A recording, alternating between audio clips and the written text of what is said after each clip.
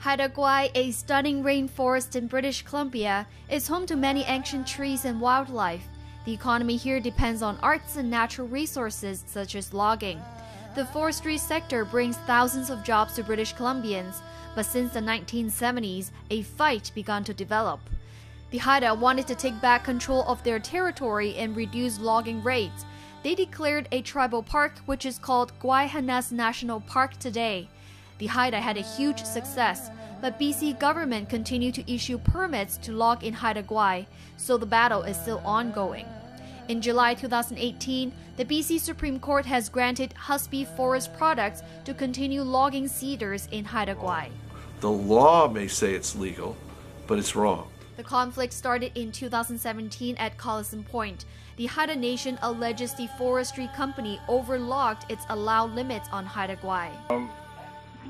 We didn't want them cutting more than there was, like they like to go after the cedar these days because the value of the cedar is what's making them money. Barge after barge of this incredibly valuable resource was logged at way too high rates and then removed from the island. So the Haida could see not just their future ability to protect their culture leaving, but they also could see that their future ability to be able to be employed in the forest industry was being stripped off their islands.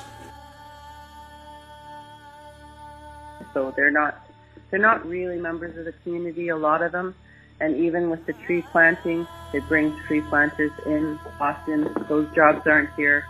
There's also, they grow trees somewhere else. Forestry is one of the biggest sectors in BC, and it brings about 60,000 jobs to British Columbians in 2016. However, it comes with a devastating cost.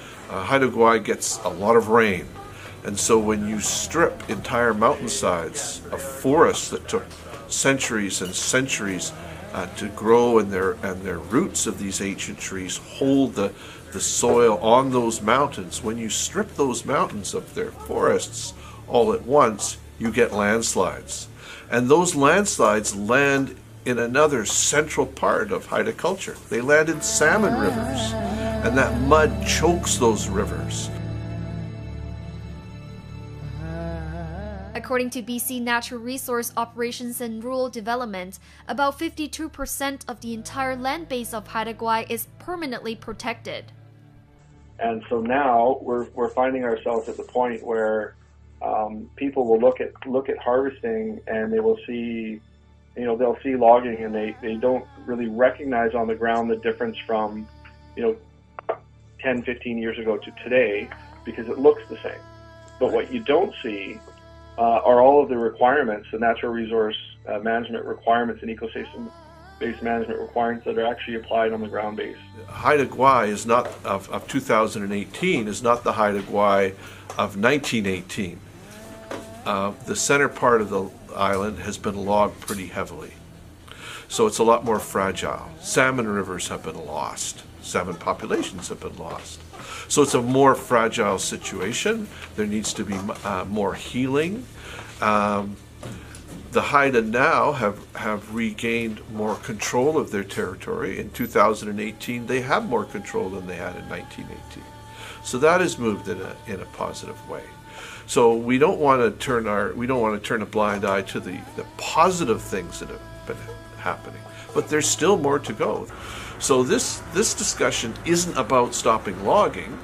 It's about how logging can be done in a way that benefits the communities, and how the communities have a direct say on how logging is done.